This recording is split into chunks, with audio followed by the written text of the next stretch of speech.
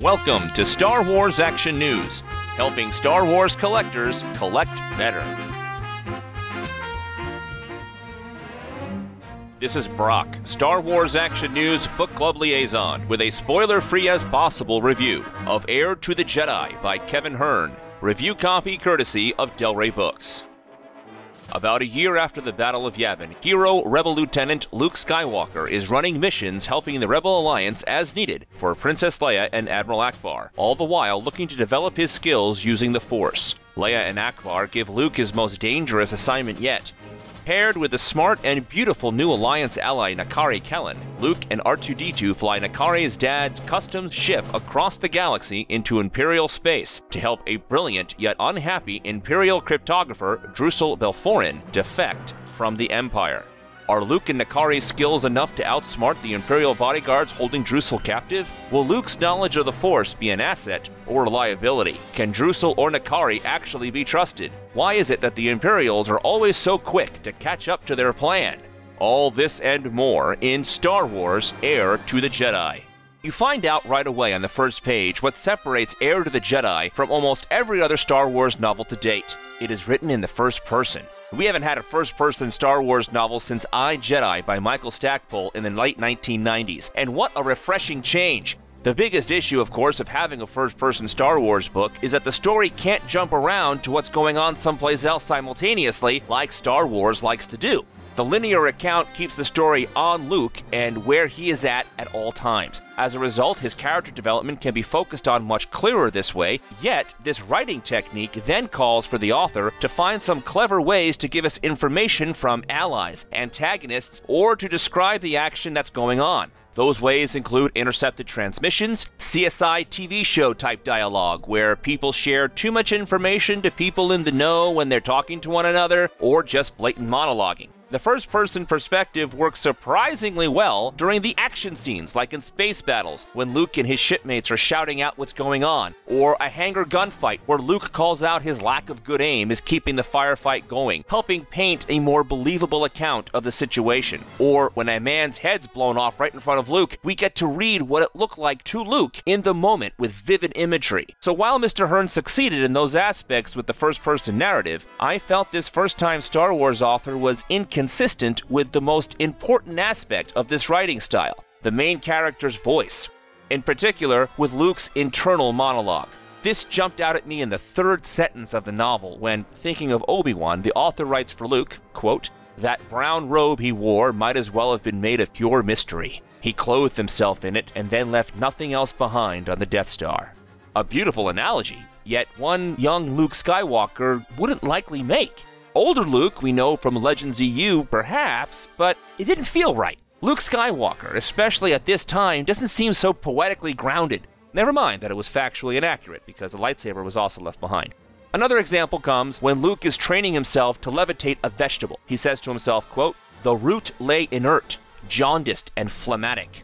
Again, while wonderfully descriptive, it seemed odd that Luke would choose these words for himself. This sort of out-of-left-field eloquence pops up from time to time and is particularly jarring compared against when we hear Luke interact with other characters when he seems appropriately more naive and makes simpler word choices, if not analogies. The author does get plenty right with Luke, giving us moments that fit right into where we know the character to be at this time. Luke's confidence piloting a ship, plan-making ability, and knowledge during an early space battle seem in character, and I went with how resourceful he was in the battle situations. Furthermore, Mr. Hearne gets Luke's tech savviness, his willingness to help and to be of help, and his telltale signs of inexperience with people and love. There is a passage late in the book when the author takes the time to explain why Luke never showed much, if any, emotion when he lost Aunt Beru, Uncle Owen, Obi-Wan, and Biggs in A New Hope. We do know from The Empire Strikes Back that Luke is full of anger and emotion. So while I may not have been happy with the explanation or the need the author felt to explain this, I like the conclusion the author came to. I love the catharsis the character of Luke had as a result of this reflection.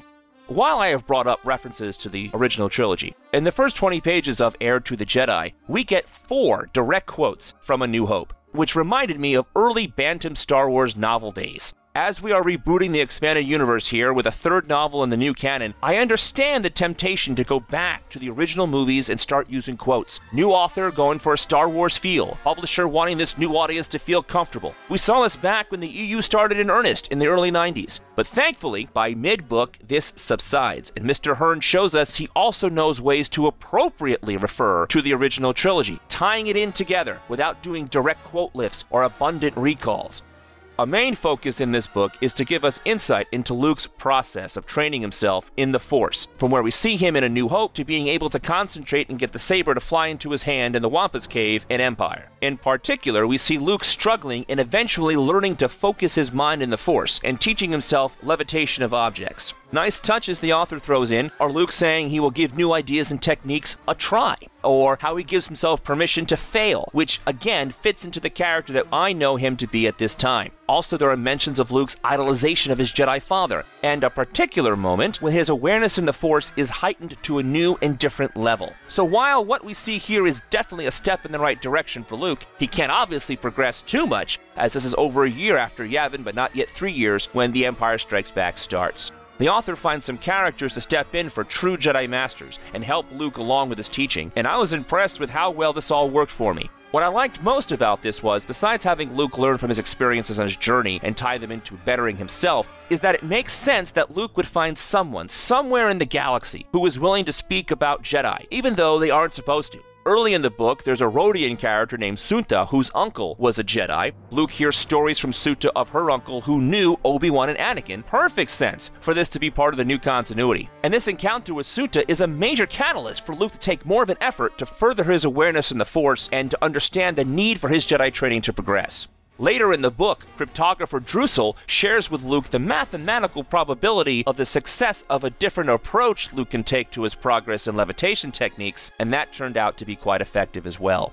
The biggest new character in the novel was Nakari, a more galaxy-smart character than Luke. She gives the book an all-in-one character combination of Han Solo and Princess Leia, sharing some of those characters' distinct qualities. And what she really does is help keep the story moving without an abundance of unneeded characters, with no potential messy continuity issues by using already established characters. Nakari is written with more than a few hints that she is more than she lets on, and while we do learn of some of the tricks up her sleeve, there are unanswered questions with her at the end of the book that left me scratching my head. I do like Nakari is set up to have a lasting effect on Luke and his self-imposed Jedi training. The brilliant mathematician cryptographer Drusel has a familiar Mr. Spock, Drax the Destroyer literal quality to her, and I found her mathematical solutions to everything quite amusing and impressive. Her bond with Luke is humorously formed as Jedis are mathematical, quote, fulcrum variables who make the impossible possible. While she certainly is a plot MacGuffin to this story of Luke Skywalker's growth, Drusel turns out to be quite a nice surprise of a character.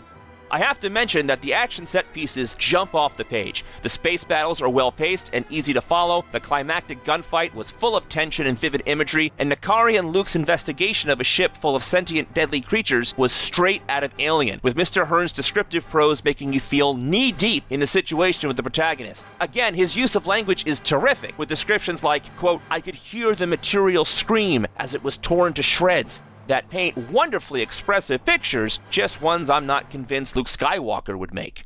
Lastly, there is a recurring thread in the story of Luke suspecting that one of his travel mates on the mission might actually be a spy for the Empire. The seeds are planted early on when Princess Leia and Admiral Akbar warning Luke of being overly trusting, and later Luke recalls to himself things Han Solo might say about the situation he's in, and he's putting pieces together, and it culminates in a scene where Luke confronts the person he suspects, and it all ends up with a disappointing finish. Sometimes it read like we, the reader, were supposed to be one step ahead of Luke, like we knew he was coming to the wrong conclusion, foreshadowing the real spy under his nose the whole time. But that doesn't occur, so instead of Luke learning a hard life lesson, Luke's lesson is trust in your feelings about people?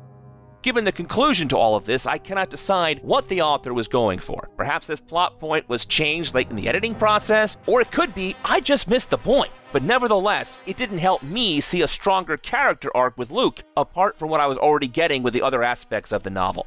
Heir of the Jedi falls into the same area for me as Tarkin and A New Dawn. Some really nice stuff going on, but I wasn't completely satisfied. The first-person aspect of Heir to the Jedi makes it special right away, and overall it is used quite well. And we do get some good insight on how Luke got from young and space pilot right off the moisture farm in A New Hope to rebel commander and novice force user in The Empire Strikes Back. The action scenes are spot on, the new characters of Nakari and Drusil liven up the book, and while I didn't completely agree with the characterization of Luke throughout the novel, there is more than enough for fans of Star Wars to enjoy here. Check out Heir to the Jedi and let me know your thoughts in the forums at swactionnews.com.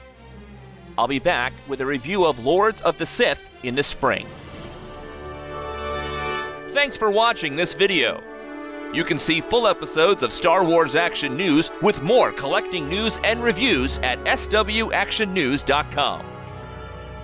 We also have thousands of toy and collectible photos in our photo gallery. If you enjoyed this video, please subscribe to our YouTube channel. May the pegs be stocked and the Force be with you.